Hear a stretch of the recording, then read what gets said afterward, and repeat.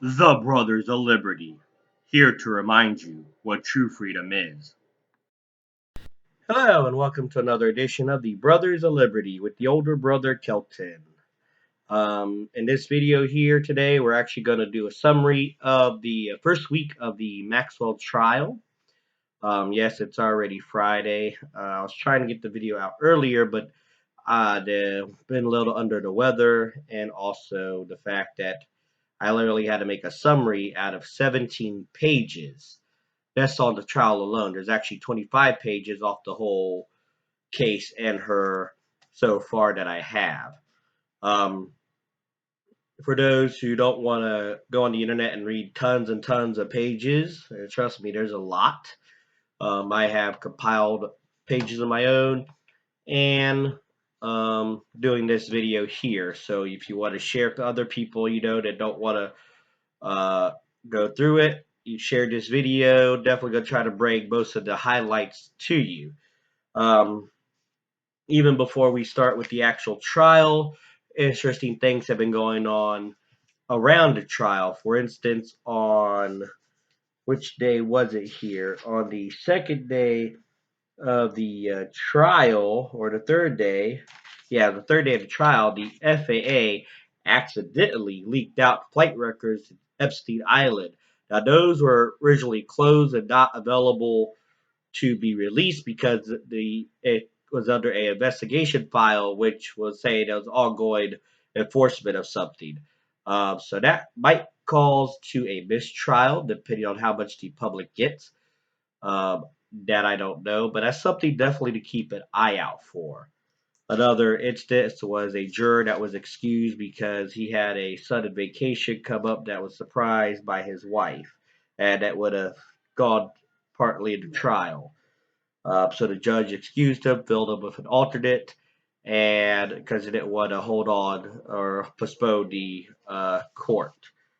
Um, the family of Maxwell is complaining about the treatment of her while in the courthouse, saying she's not allowed to drink coffee or eat food during the court proceedings, and not allowed to see her attorneys during lunch break or after the court ends. If that was a big concern, I think the defense attorneys will bring it up to the judge. It sounds like they're trying to aim for a mistrial.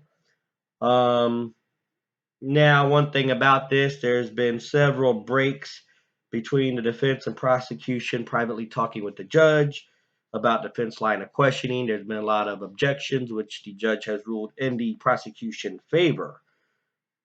Um, Also, here, they wanted to bring more evidence in the trial.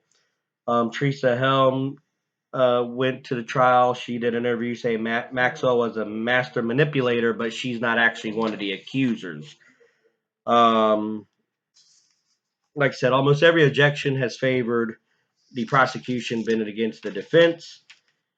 And a lot of people state that experts say Maxwell made no secrets that Epstein took with him to the grave.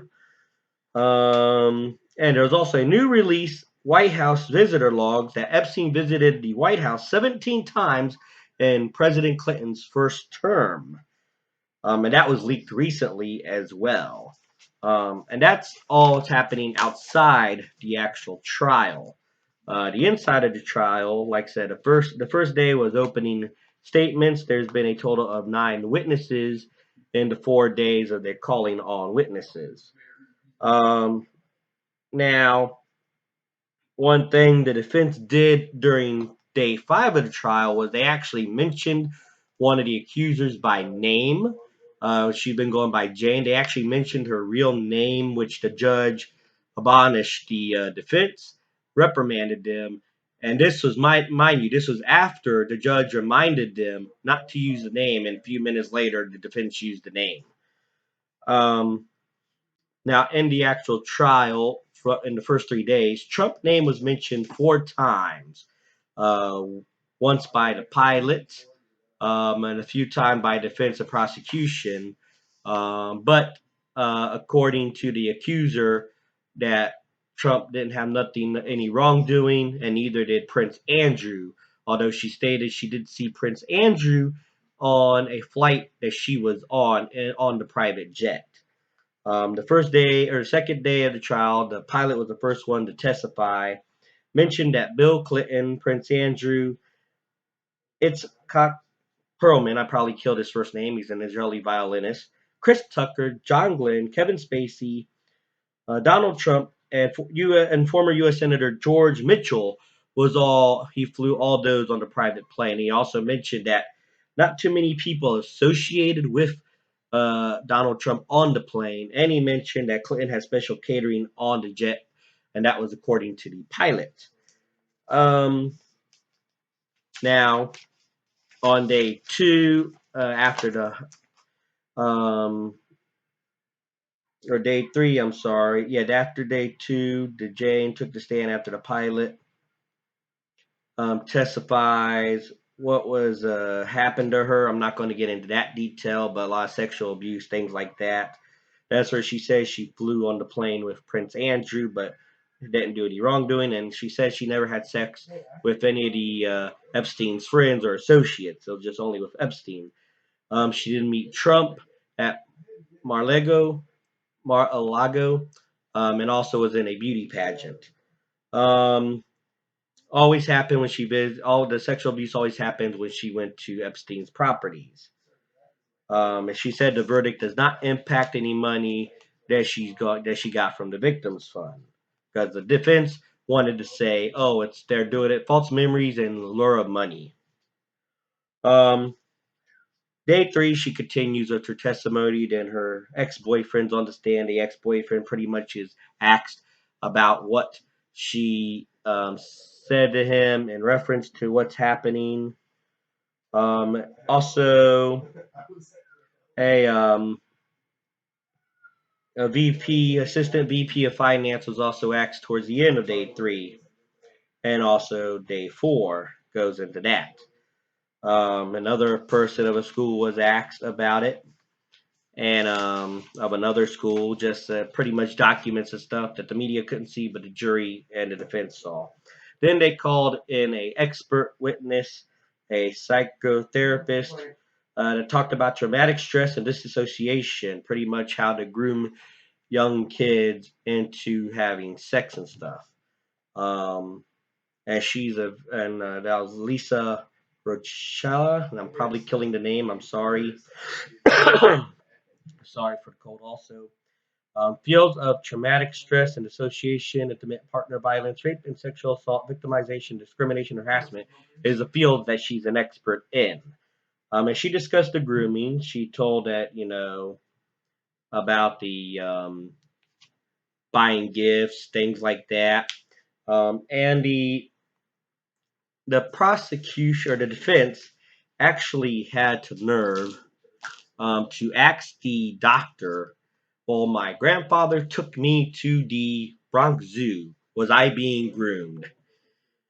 And well, obviously that led to an objection. They tried to attack the credibility on if alcohol impairs the brain injury, things like that, with the doctor.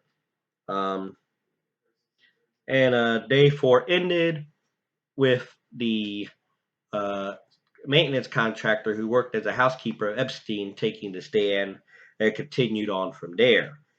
He was told to, turn a blind eye, don't hear, be deaf about the private lives of people that came in there.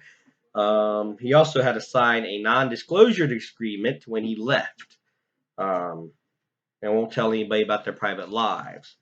He said he don't remember seeing anything of sexual abuse or anything, but he also said the massage room was closed all the time.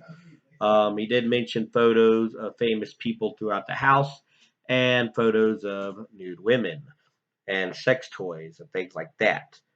Um, One of the photos that they did mention in day five was that a police investigator say he saw a photo of Epstein with Pope John Paul II, and a picture with him with Fidel Castro. And those are the names that have been named so far as Epstein or Maxwell. One thing I forgot to mention in the with Jade's testimony, she did mention that Maxwell was in this room when the the abuse was happening on several different occasions. Just don't remember how many.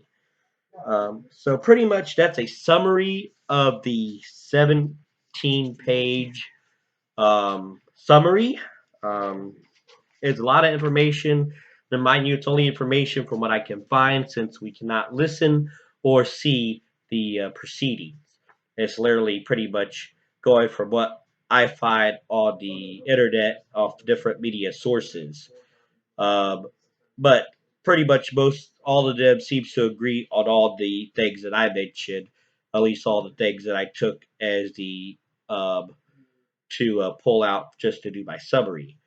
If you have any additional information you'd like to share with me, uh, you can send me an email at brothersofliberty76 at gmail.com.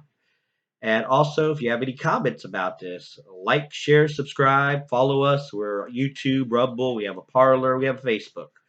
Um, don't know if we're getting any other social media yet. We're between me and my brother. We're just trying to hang on with what we have here while doing our regular jobs. And once again, this is the older brother of liberty, always reminding you what true freedom is and ought to be.